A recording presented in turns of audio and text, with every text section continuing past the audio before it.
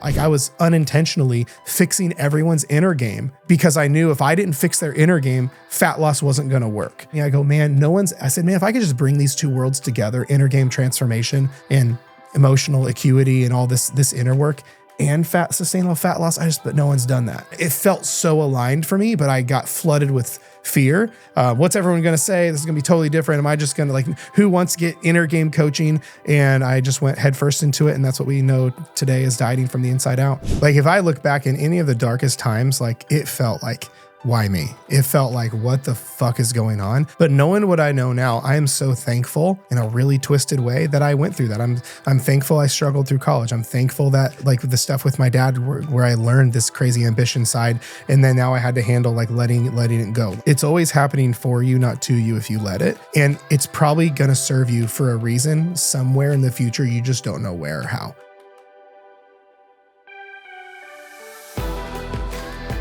What's up, buddy? What's up, dude? Back again. You hadn't been on the podcast in how long? And then all of a sudden it's like back to back to back. And now I'm the motherfucking host. That's right. This is the Ryan Kassim show. That's right. That's awesome. Dying from the inside out, baby. That's right.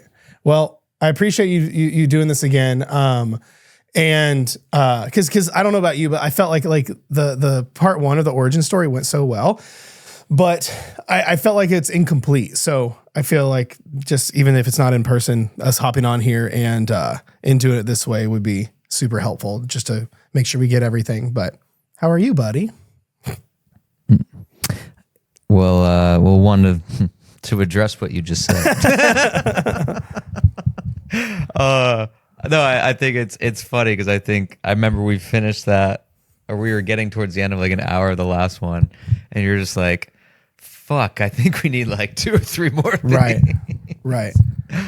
Because it's hard to tell an origin story in one sitting. But I'm doing well. I just got back from working out and wearing my official sleep shirt that has my dog on it, Ryan and Joey. Wow. Joey. I'm doing well. Doing pretty good today. Nice, man. Yeah. Well, let's hope the internet connection behaves. We should just pick up where we left off, eh? Sure. Well, I think it was 15 years old, so. Well, yeah, it was around 15 to 18 years old. If we have to do a little recap, 15 to 18 years old, you had just joined jiu-jitsu, right? And met Shelby. And then I made you cry. Well, it wasn't jiu-jitsu. Jiu-jitsu wasn't until much later. This was the martial arts school back in the day, and met Shelby, and I cried a lot. So yeah.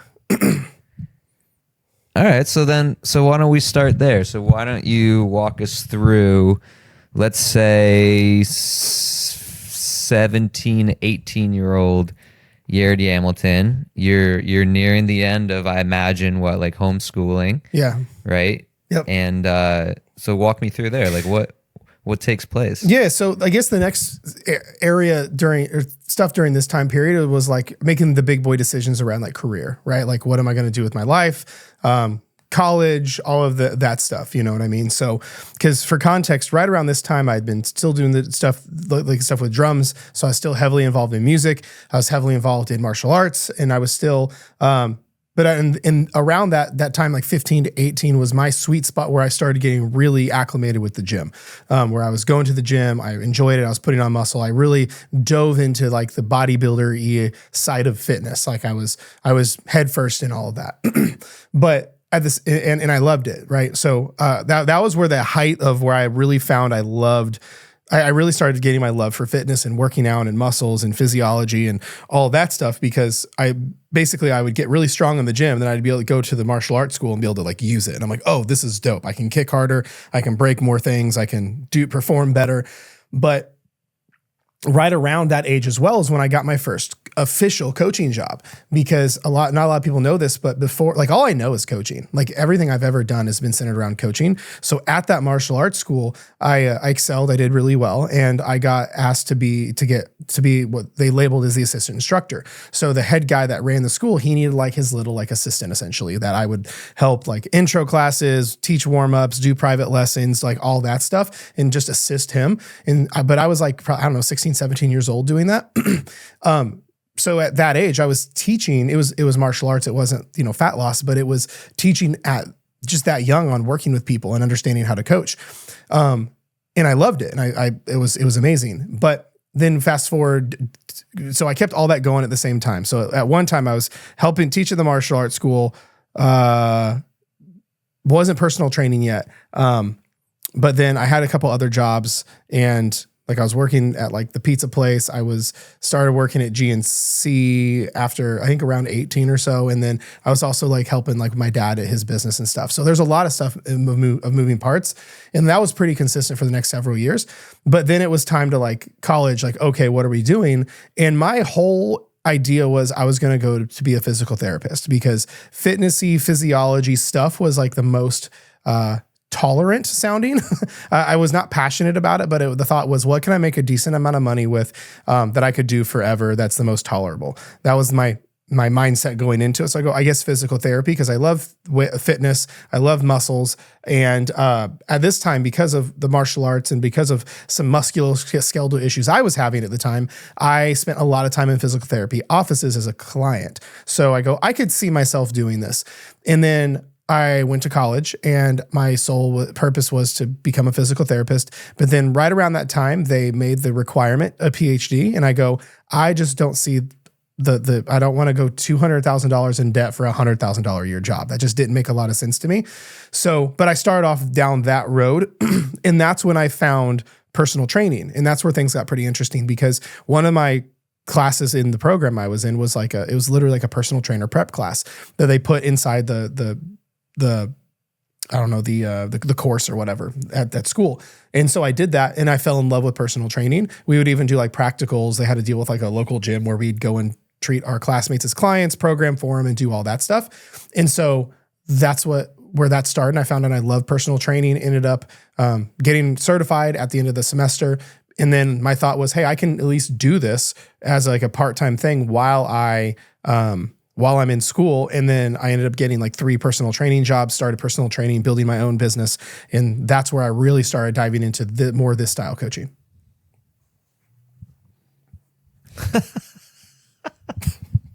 Wow. Wow. There's a lot going on there. All right. Well, I'm curious. Let's break it down first, because I think before we get into like you becoming an entrepreneur, yeah, I need to digest. I need a palate cleanser. So I'm curious, because obviously you had this passion for working out and exercising. You also have this passion for fitness and training. I'm curious about 2 things. One, what did you love about teaching / coaching? And then what was it that made you want to mesh the 2 together, right? So why did you want to mesh your teaching coaching with this love that you had for fitness? I've always loved teaching, even when I was like a little kid. I guess the other part to the story that we should probably mention is I started teaching drum lessons before this, right? Right, because I was doing well with the drum stuff, and I actually wanted to start teaching. So I made a little makeshift studio at my house and got an extra drum kit. And I basically did what that instructor Denny did for me at my own house. So, and I had a few students and things like that. So I've always had this thing for just teaching. I've always loved working hands-on, one-on-one with individuals. Don't really know why. I think that I've always enjoyed it. I've always loved helping get people to where they wanted to go. Whether that was drums, whether that was the martial arts, whether that's coaching or binge eating, that's always been the underlying premises. I've always enjoyed helping people, as cliche as that sounds. But at the end of the day, it's helping them achieve things, right? Like I've always had that, like for me to almost a fault, like that achiever side of me, right? That we've talked about, But I think there's been a level of I've always enjoyed helping others with that because it didn't change whatever the modality or the tool was. Drum lessons, teaching them how to do a roundhouse kick and break boards, or teaching them how to stop binge eating and change their life. It didn't matter. It was, I just want to help people. But then that meshed with the side of me that I've always loved. I've always been fascinated. I remember when I was younger, like I always loved the nerdy side of muscles and physiology, like understanding how the body works. I've always thought that was dope. And so I just combined those, and you mix that with this entrepreneurial side of me. I've always had that side. Like when I was 12, I was like in the wintertime here, I would go door to door, asking to shovel people's driveways for $20. So like you mix those three together, and that's what made this powerhouse of Jared.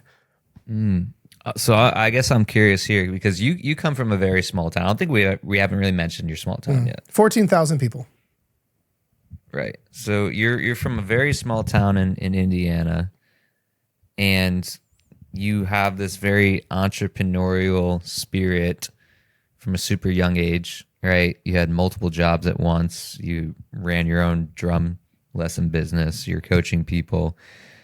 Where do you think that drive and ambition came from? Because from a town of 14,000 people, I imagine it's not as common to have like ambitious entrepreneurs as an example in your life. I don't know. As much as I don't know, I think my ego may not like this, but like my dad, I think set that stage when I was little.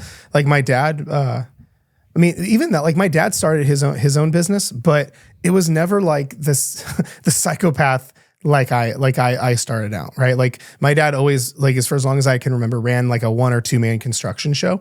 Is what I started when I was started working for him when I was 13. So there may be a level of that where like I just saw my dad run his own thing. So I just naturally did what dad did. But then that may be where like the work ethic side came from, where like even it's ironic, years later my dad actually like apologized to me and my siblings for this, because he basically is like, I worked you guys like you were 30-year-olds, and that was wrong. I didn't shut that off, because my dad would have like always like a worker or two, but like he even said, he goes like, you guys, I could never find someone that would outmatch your guys' work ethic and how hard you guys would work. And like, to be honest though, there's probably a level of like when I remember when I was little working for my dad, it was literally like it was with like working for like if I was an adult, like we hardly any breaks, like lots of like this has to be perfect. Lots of like, it was like, I don't want to get yelled at. I don't want to get like there's a lot of that came from it. And so I don't know if that's where I picked that up at, but even like after I stopped working with my dad and I was like helping, actually what's funny is like Shelby's dad when I was younger, because everyone like from the last episode, Shelby and I were together at a really young age. I would help her dad. Her dad ran like an HVAC company, and I would like help him here and there. And he's like, dude, give me a break, because like I wouldn't stop. So I don't know if it was just like a proclivity of mine that I was just a psychopath worker, or I could just shut stuff down and get work done. So I don't know if it's for good or for bad, but I'm guessing that's the closest thing I can think of. So I think that makes a lot of sense to me. Like really? When you were like, where you get this, where you get this ambitious drive from, but not knowing when to turn it off. I think that's like, click. Like it's like, right. You're sitting here, you're like, this makes there's so that much puzzle sense. piece I was looking for. Yeah, but I think can you go ahead? I think I just gonna agree. I think that's probably where it's coming from. So you mentioned that you don't, and you don't. I don't know if you don't have to answer this. You could just be like skip. But you mentioned your ego doesn't like that it has a similar history to your dad in terms of your work ethic. Can you kind of expound on that? Yeah, like kind of like we've talked about. There's I at the time of recording this, I don't have a very good relationship with my dad. There's been just some like stuff happen and whatnot. Whereas I'll just say I'm not very close to my dad, right? And there's and I think it's just a level of like there's and I'm working, and I'm actually chatting a lot about this in therapy right now, around the stuff that with my dad and what happened and like how just stuff along those lines for like, and that's a little bit more for a different conversation, but because of the little bit of resentment that's still there, or like anger that's still there, I think there's a level of like I think there's a level of ego that's just like, oh, I don't want to give you credit for the success I've had because I'm still mad at you, or because there's some resentment from his bad behavior present day, if that makes sense. I think that's where there's a level of it. So, So it's kind of like a dichotomy, right? Because in one hand, it sounds like you appreciate the work ethic that he granted you, right? Or maybe taught you. But on the other hand, how maybe it was delivered, there's a lot of resentment in those ways, because like we talked about in the last episode, you were a child who had certain needs that you felt like you were missing, right? And then maybe it was treated more like an adult rather than a kid. Sure. There's levels of that for sure. I think part of it is just like that there's some unresolved issues present day with my dad that are pretty big. And I think that's where the ego comes in, is because those are like, there's a lot of issues there. Part of me doesn't, I think there's this angry part that's just like, like, I don't want to be appreciative because I'm still mad at you, or because there's some like deeper resentment that's still there that I'm still working through. I'm sure there's levels deeper in there of like, of where like, you know, the stuff I felt like I didn't get when I was a kid, especially working with him. Cause like he had admitted that like he ran us, like me and my brothers, like 30-year-olds, like nothing was ever good enough, lots of yelling, lots of whatever. But I also get it to the extent of that was his business. But if you're hiring 14-year-olds to do the grunt work of your business, you've got to also understand it's a kid, you know what I mean? So, Yeah. But I'm guessing that's where this like side of me that can just like work like no one's business, and just go knock stuff off the list comes from. So, How have you navigated that? Because I know you literally have tattoos dedicated to it on your arms and all these things. How have you navigated this sort of dichotomy of ambition and present grateful for what you currently have? How have you navigated that? Because obviously to have that example set as a young kid, to carry that on for years until you're 30, right? 31, 33. How have you navigated that? Dichotomy. It's why I have, it's like you're right with the tattoo stuff. I literally, my right wrist says ambition, my left wrist says equanimity. And I think for me, it's realizing one, these two, what feel like polar opposites, can exist simultaneously, right? Like, I think like a part of it is that, in realizing it's a lot of it's been the deep work that I've done, where one, I realized through some work with like Kyle, is a lot of it was realizing the underlying reason for my ambition is so I don't get yelled at by my dad, or so I don't become like, whether him, or so I don't go broke, or so whatever thing doesn't happen. But the problem is that's not sustainable. And that's what I really learned that's when a lot of the inner game stuff started coming out in content, is when I really started diving into that. But then also through therapy and all this stuff is unpacking it, where it's kind of like what we talk about, like with clients with like inner child stuff, where if the old self is in the driver's seat, like you're just going to crash the car. It's the same thing here. Whereas I'm not in that situation anymore, where I don't need to work like a psychopath to not get yelled at.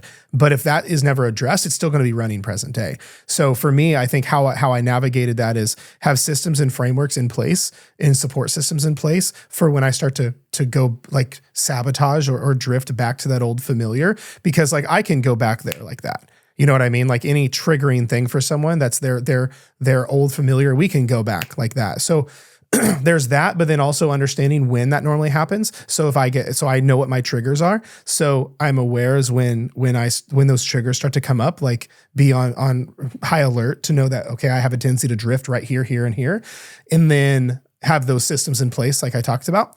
But then also the biggest piece is have the support system, people like you in my life, people like Shelby, people like my therapist who can help keep things in check or see things when I don't.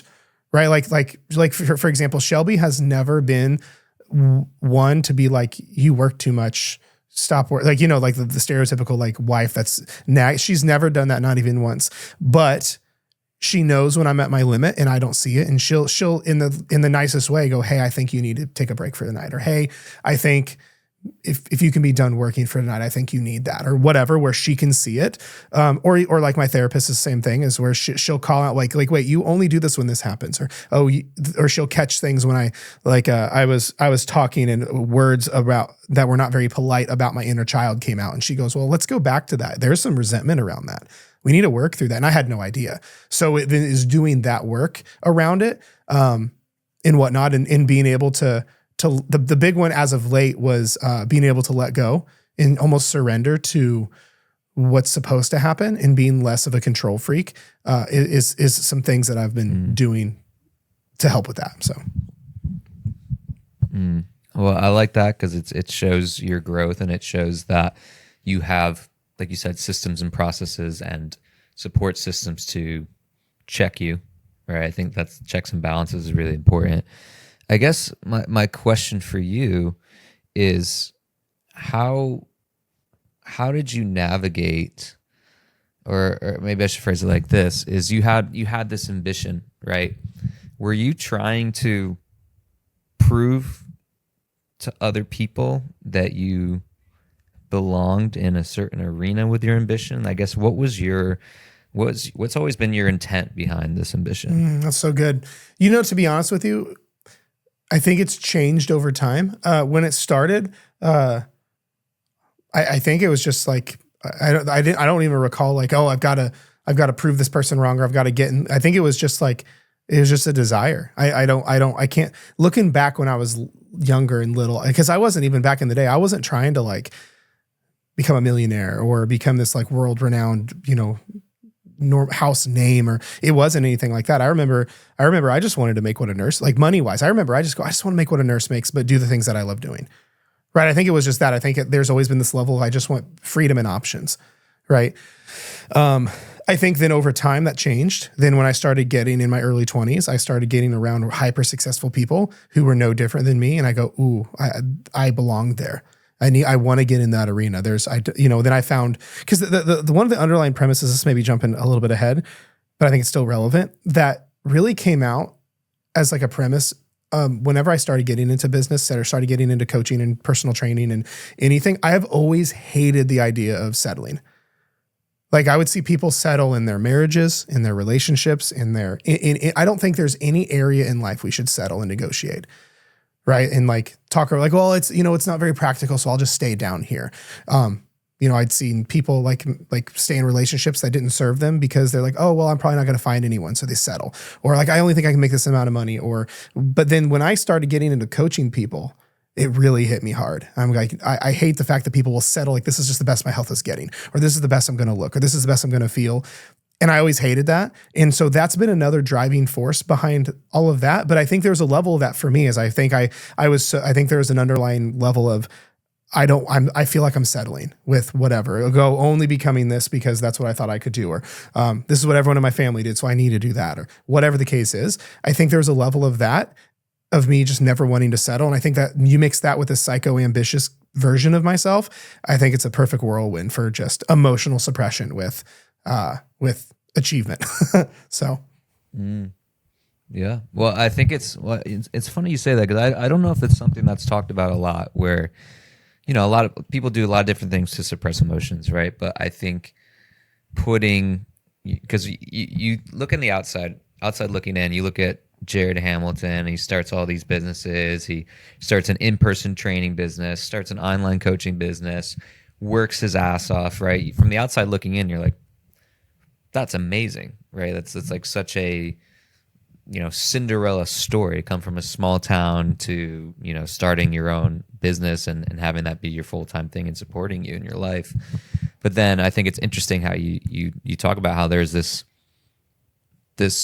dark side to it, right? The other side of the moon, where it's, I use this work to suppress emotions. Mm-hmm.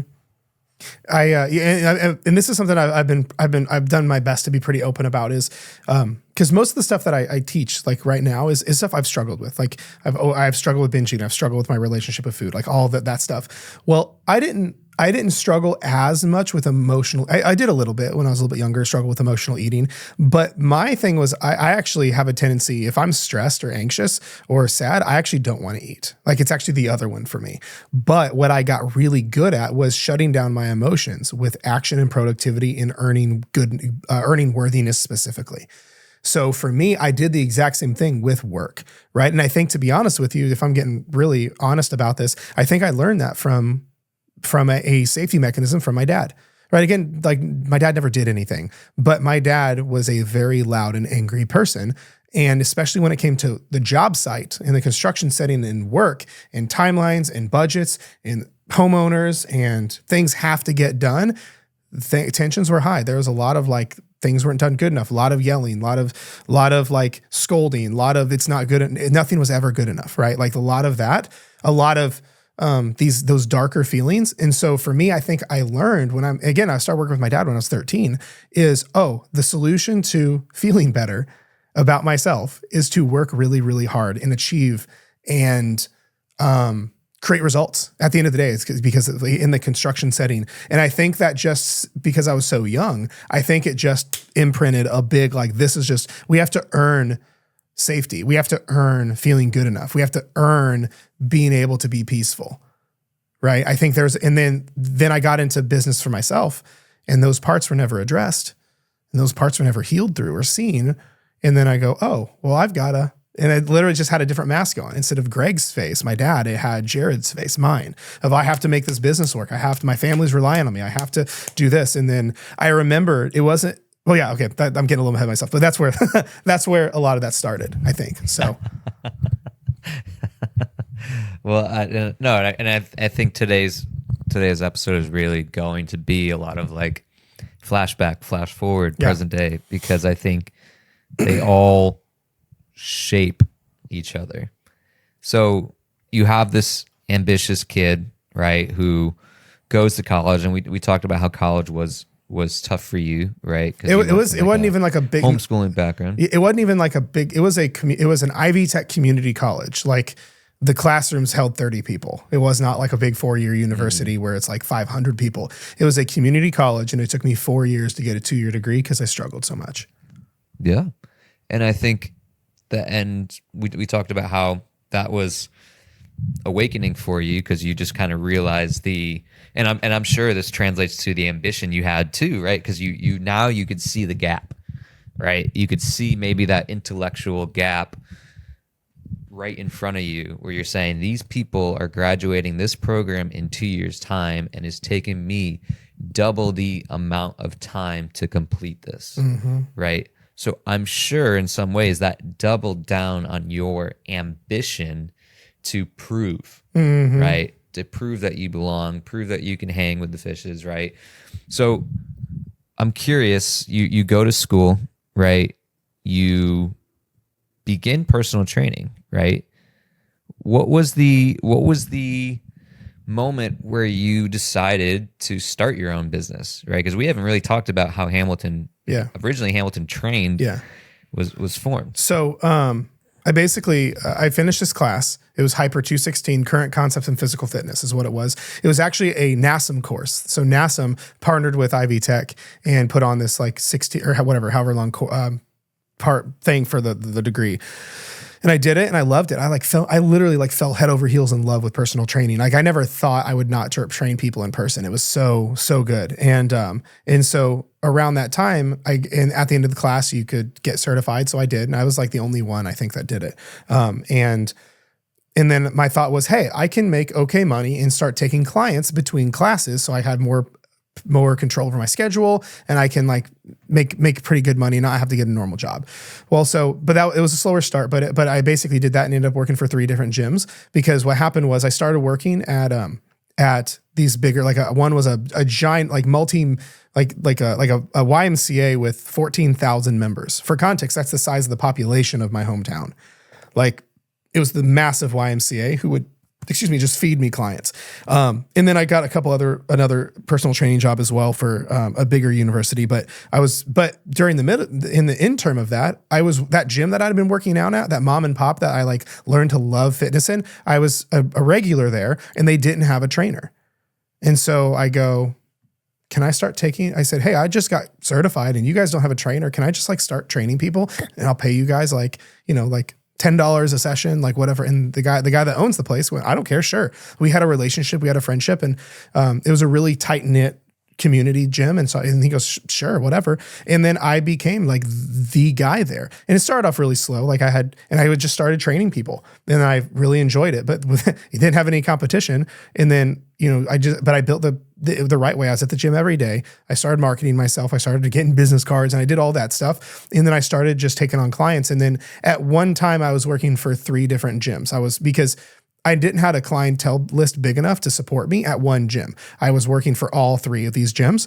And then after doing that for a long time, it got to the point where I'm like, I can start tapering off. So I let go of the university gym, then the YMCA, and then this other job, then this. And then before I know it, I go, oh, I'm actually fully self-employed. And so that's how the Hamilton trained became a thing. So I love that. So you get it to a place where now it's your full-time thing, right? And you said you've always, at some point you decided to seek out other people who were doing something similar, or so you can grow. So I'm curious, like, what was that moment like where you decided you needed help in terms of mapping out what you wanted? So I basically did the personal training stuff pretty well on my own. Like otherwise, I had some friends, local friends who like had businesses that may be kind of related, unrelated, that would like point me in the right direction. But otherwise, the personal training stuff in person, it was just, in spite of not knowing anything about business, I still made a living because I was just obsessed with spending all the time at the gym that I could, people knowing my name, and I just cared about people. It's pretty wild what happens when you just run a business that way. And then my whole business was completely like referral and word of mouth really. I didn't have to like go get clients. They would just come to me because I changed Sally's life and Sally tells Jane, and then like the whole thing. But where it started to change was, mind you, this is years later. I had been running personal training for a long time. I had this, like everyone knew who I was. It was this, I'd been the guy for a long time. But I decided, I go, you know what? I'm getting kind of burned out. What I loved, I don't quite love as much anymore. I was working from like some days at 4:30 in the morning, starting clients to 9:00 at night. So I didn't like, it was great. Like I was doing well. I was training like 200 sessions a month, some months. It was this huge thing. And I wanted to get more freedom back because I didn't have any. I was like, cool, I got this, what I wanted, but I don't have the freedom I wanted. So, but then I heard about this thing called online coaching. And then I also happened to follow this guy named Jordan Syatt. This is where the next evolution changes. I found this for context so most people who listen to me, they know who Jordan is. You and I are very close to Jordan. And this was when Jordan was posting on Snapchat all the time. Right. This is from a time perspective. This is when Jordan created content for Snapchat.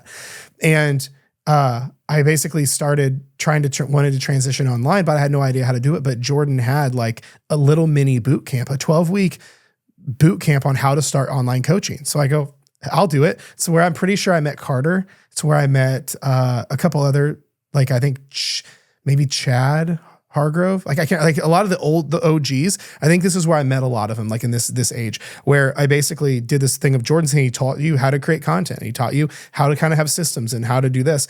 And that's when I started online. And then you had the opportunity at the end of that. He pitched everyone one-on-one business coaching. And that's when I did it. And it was the scariest investment of my life. $700 a month. I was literally freaking out at the time. Like I was panicking, but I knew I needed to do it. And I did it and hired Jordan. And he was my business mentor for the next 4 years. Wow. So I think to recap that, you went from being in a place where you got everything you wanted, right? To recognizing maybe you weren't aligned with what you wanted anymore. You were burnt out, right? To discovering that there are other avenues for you to help others and coach others. So then you find Jordan Syatt. He runs a 12-week boot camp on how to be a better online coach, right? And then you decide to invest $700 a month to really grow this unknown. And right? for context, at the time, and my rent. You spent the next. Well, for context, my rent at the time was $400 a month, and I was stressed about paying that. So I was like paying Jordan almost double my rent. And I'm like, I don't have clients. I don't know how to do this. And so, but it all worked out. You know, I bet it on myself and I bet it on Jordan and it all worked out. So. So walk me through, because I feel like at some point I think I met you during this period. A little bit after, I but met you 2018, 2019, right when maybe you were ending your mentorship with Jordan. Walk me through, like, because you've been through a few evolutions since I've known you. When did your philosophy for how you coach start to change? There's three predominant phases for me. The first one was transitioning from personal trainer to online coach. I had a very personal trainer approach to online coaching because as a trainer, you're paid to train people. It's all about the workouts. So when I transitioned online initially, I basically gave the smallest amount of nutrition because I didn't know anything, but it was all about workouts. So I was like programming workouts like a motherfucker, like crazy. And the whole thing was predicated on workouts.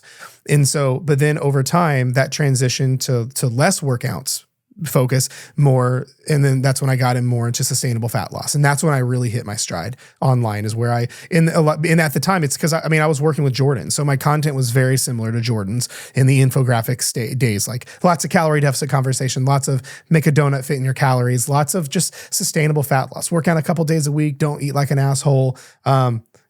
Moderation, like it was all surface level, but it was all sustainable fat loss content. And that's where I had my first explosion of growth socially too. So that's when my following shot up for the first time. It's where I started getting my content out there and these kind of things happened. And then those were the two biggest evolutions from when I went from trainer to online coach, same philosophy, just different package. Then online coaching hitting my stride, got a little bit more into nutrition and sustainable habits and that kind of thing. But it never got deep. The depth never went anywhere too crazy. But then the third phase really happened about trying to think of a timeline, like maybe 4 years ago, where it was because what happened was the running theme is I got what I wanted and I didn't, and I felt it wasn't the right thing anymore. And to be honest, I think this is part of how we grow too, is we go, this is what I want to get. We grow to it. Then we're stagnant again. Then we go, okay, what's my next highest thing? And then that's how it happens. But then what happened was it got to the point where business was great. I was known as the sustainable fat loss guy. You and I had been friends by this point for a little while now, I believe. I think this was probably around 2020, 2021, ish, maybe. Maybe this may have been pre-COVID. This may have been right. I don't know. This may have been 20, either way. But I basically built the business. I started to scale. I started to get like a staff and in these kind of things. But I realized something's missing, because during this time is when I got obsessed with psychology, neuroscience, and personal development. So I started reading like personal development and things like that when I was about 21, 22. And I started diving into like how the mind works and these kind of things. Started diving into Kyle Cease specifically and got into, I think I may have started going to therapy shortly thereafter, but it was essentially, I found out I love talking. I realized I enjoyed talking and teaching more about this inner game stuff than actual fat loss. And I just felt a disconnect and this is where it gets really cool. So what I did was I felt unaligned. I didn't feel okay with where things are at, but a mentor of mine, name is Todd McBroom. We still are connected to this day. My mentor, Todd, at the time, basically said, well, when you feel unaligned, when you feel off, you need to get quiet. So I basically went and got me an Airbnb out on a farm in the middle of nowhere and had 2 or 3 days by myself to just sit and listen.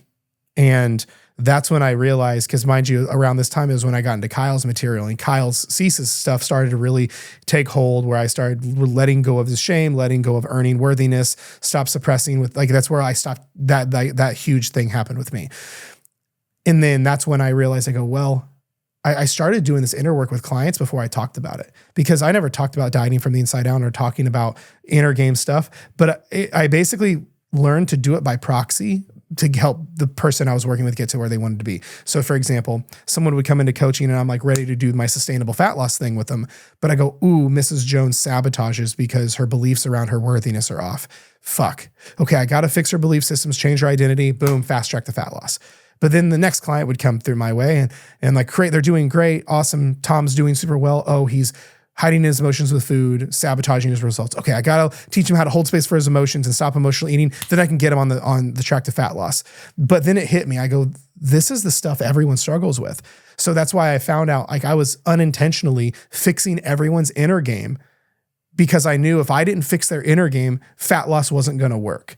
But I never talked about inner game. I just talked about sustainable fat loss. I'm like, fuck, I can't get them the results unless this inner game is fixed. And that's what truly felt aligned for me. But then it hit me. I go, man, I said, man, if I could just bring these two worlds together, inner game transformation and emotional acuity and all this inner work and sustainable fat loss, but no one's done that. Then it hit me. No one's done that. And it felt so aligned for me, but I got flooded with fear because I'm like, is this in my scope of practice? What's everyone going to say? This is going to be totally different. Am I just going to like, who wants to get inner game coaching? But I knew I felt internally the pull is what I needed. And I just went headfirst into it. And that's what we know today is dieting from the inside out and that entire approach to coaching. So. I remember when you went to that cabin, I remember I don't know if you called me from that cabin or you called me like on the last day, but you coming to that realization that you were being called to coach differently and how you felt like that wave of peace. And I think it's very similar to one of your most recent changes to your business. Because recently this year you went through the next sort of, I got what I want. Yeah.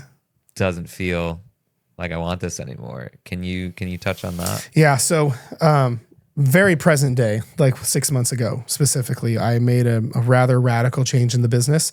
For context, it's ironic. Like I did everything I wanted to do. I built the big business. I hit the 7-figure mark. I literally like am speaking on stages. I'm literally doing everything that I wanted to do. I'm doing everything that little Jared wanted, literally to a T. And it's interesting. But then I realized I hit this ceiling and I go, I don't think I want this anymore.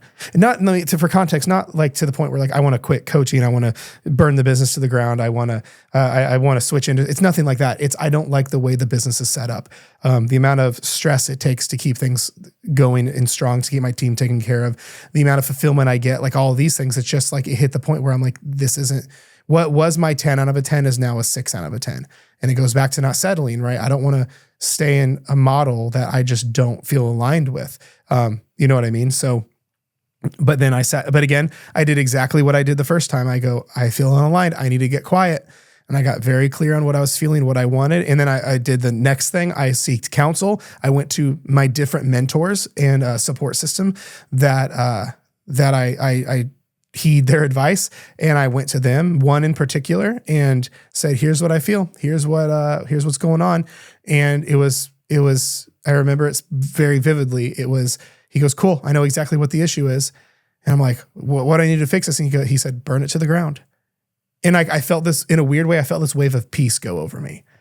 It was like a hot, like, you know, like the little water balloons from when we were little. It was like one of those that was warm, went off in my stomach. I was like, oh, I can do that. And it wasn't just like burn my business to the ground. It's not what it was. It was burn the model to the ground. What I mean by that is because at the time I felt like I wasn't using the special gifts that I have to help people. I felt like I was making a lot of like validations and negotiations of what I felt I should do because of, I don't want this to happen, or well, this person's involved, or this is here. But it was just that it was a rationalization of a business that wasn't in line with me anymore. Because at the end of the day, the mission never changed. The people I'm serving never changed. If anything, it just gets better and better and better. But I wanted to make the things that make one-on-one coaching so good more accessible to more people. But as well as I wanted to bring back the freedom that I wanted. I didn't want, to be honest, to have to work quite as much. I didn't want to run things like in such a stressful way that I had before. Because when you have a certain model with like from a staffing perspective and a fulfillment perspective and all the business stuff, there's all the negative that goes along with it. And I realized this isn't what I want anymore. And for me to help and continue to help and serve at the highest level for years and years and years, I have to stay aligned, which is one of those things where and that means there's seasons of death and the seasons of stepping into the unknown. And so this feeling of like leaning towards alignment has never steered me wrong. So that's when I made the changes.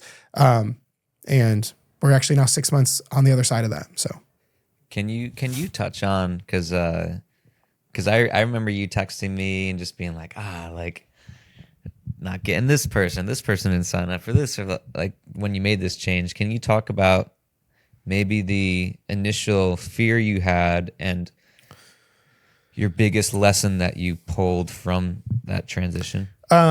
Biggest fear was I was scared I was a one-hit wonder.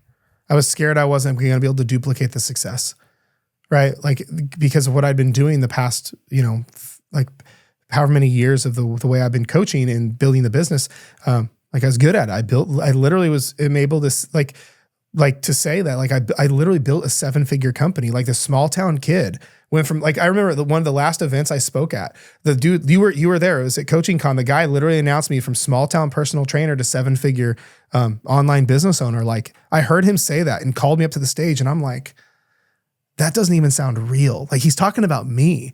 That's wild. And my first fear was when I had this conversation with my mentor, Jason, he literally called it out. He goes, dude, I know you're scared.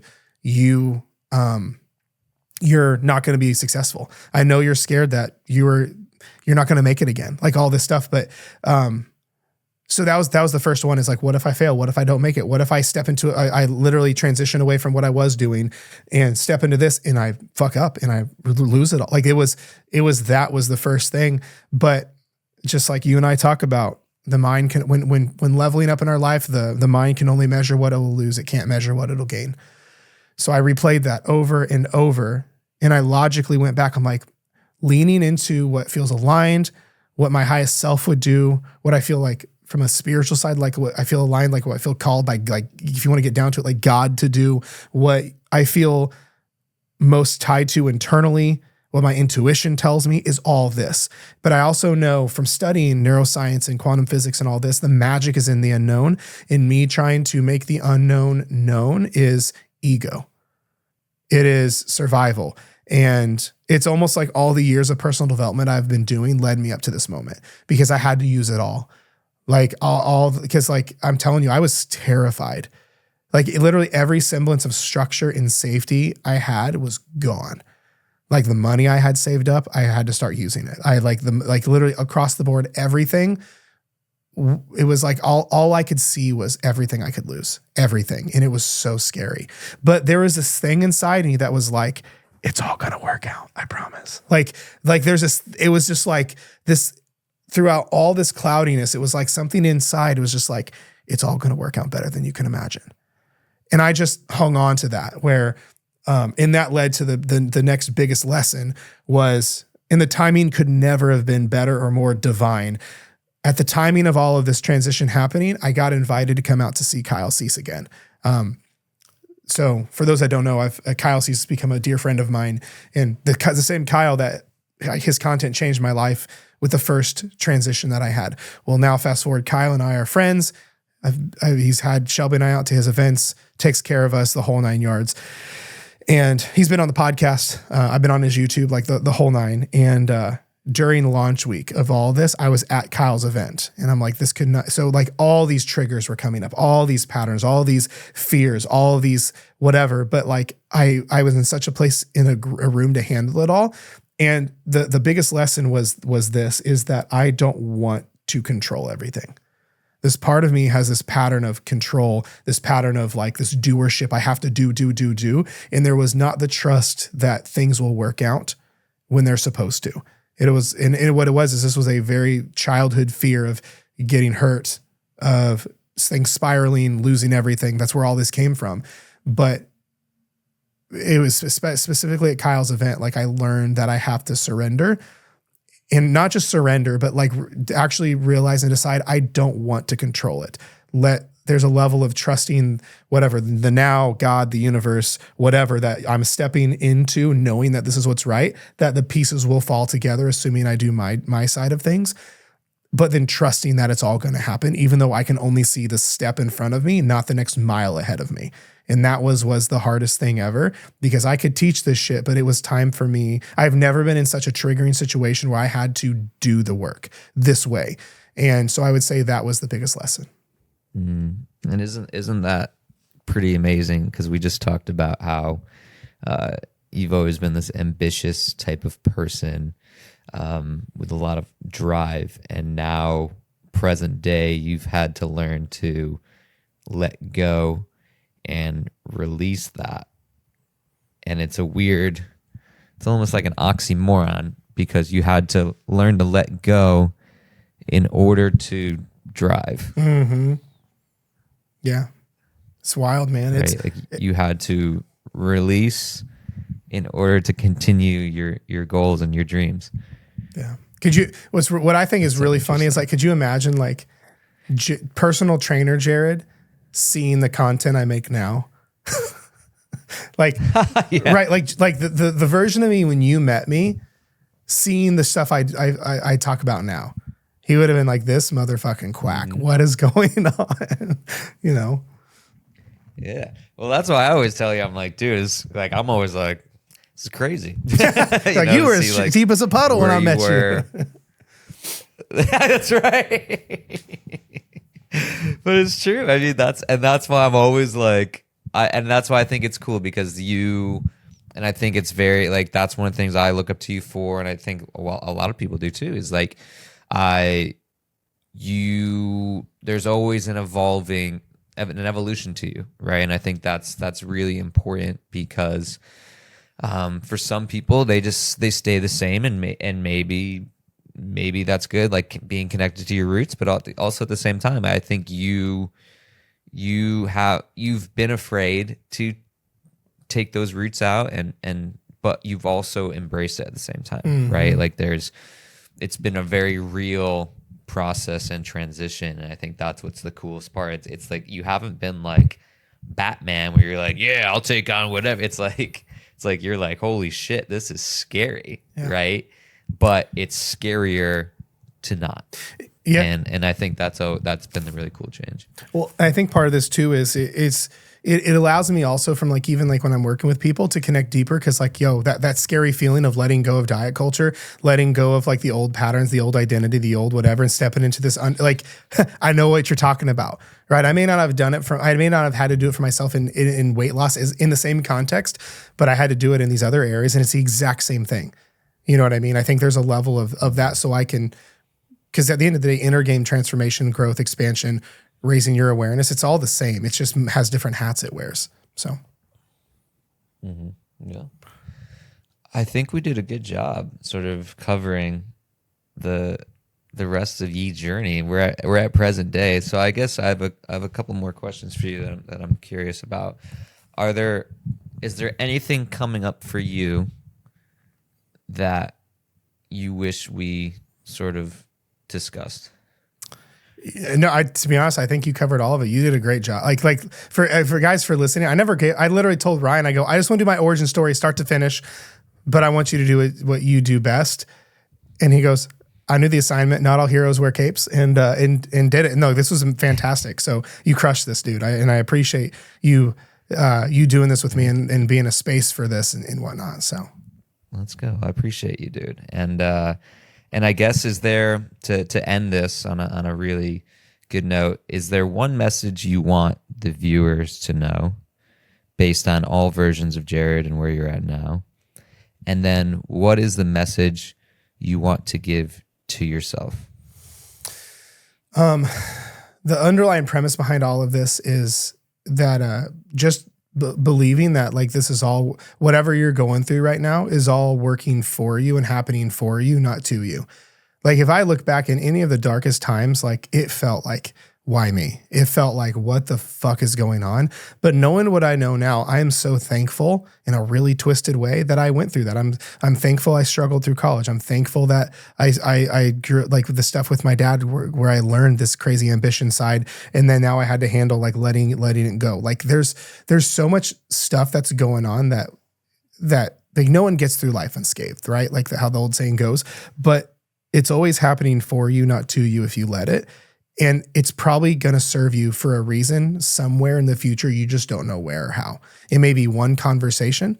It may be something like this where like this shit went down, but then you built like a business that helps millions of people across the world. Like that's kind of wild to say, right? It may be the one conversation with someone that you may never see again, but they change their life. Like you just never know. But again, the mind can only measure what it'll lose. It can't measure what it'll gain. So I think that's the underlying premise behind all of this is whatever you're going through right now, be there for you in it, but believe there's probably something in this that is going to serve you on the other side somewhere, even if you and your ego doesn't see it right now. I love that. And would you echo the same message for yourself, or do you have a separate message for you? I would say the same thing because like every new level is a new devil, right? But I think the message to myself would be, to piggyback would be, it would be more of like more letting go, more surrendering is the gateway. And it goes back to my favorite, the best advice I've ever heard is, what if it works out better than you ever could imagine? Because the ego, like my ego likes to bring that up a lot. What if it doesn't work? What if you fail? What if this? Yeah, I know you're saying this, but what if? But also, what if it works out better than you ever could imagine? And that helps me a lot. I love that. And then if we were to end this like Oscar speech style, are there any people in your life you'd like to thank? Now that we just covered it from a wee baby to now, are there any people you'd like to thank to sort of give thanks to the journey you've been on and all that? I mean, to be honest with you, I think, and there's parts of my ego that don't like this. There's levels of everyone involved. There's part of me that needs to thank my dad. As much as I don't like that, there's, with my mom, with, like even like down to like the weird stories, like the guy that told me I wouldn't make it when I quit my last job, who's like, you'll be back, I swear. And I put him on my shoulder right here and use that dark energy. I'm like, I got to prove this guy wrong. Like in a weird way, I need to say thank you to, you know what I mean? So I think it's a piece of that. But definitely a big thank you to my immediate support system more than anything. You, Shelby, my therapist, my family, all of those. So I love that. Well, that's all the questions I have for you, young man. I love it. Why don't you take it away? Why don't you give us a nice outro? I appreciate it, everyone, for listening, for sticking around for these part 1 and 2. I know it's kind of a different vibe, but I think it's, here's my thing. Like the whole reason I want to do this is I think the online space is so clouded with people that you don't actually know who they are. They only show highlight reels. They only show the good part of their lives. They only show like the all these things, and you don't actually get the substance behind who's actually behind the mic or behind the camera. And I think it's really important that you do. I want, whether someone ever, even if they don't agree with everything that I say, which is fine, but I want everyone to know that, like, if I'm talking, it's truth, and I'm showing you what's here. You know what I mean? So I appreciate everyone being on here, and thank you, Ryan, for doing this again. I appreciate it more than ever. And everyone should definitely go follow Ryan at Body by Ryan Fitness. We'll leave those in the links below, because if you like my content, you'll love Ryan's and should connect with him. Any final words on your part, my friend? Love you, dude. Thanks for letting me host. It was fun. Yeah, man. Love you, dude. Awesome, man. Well, we will talk next time.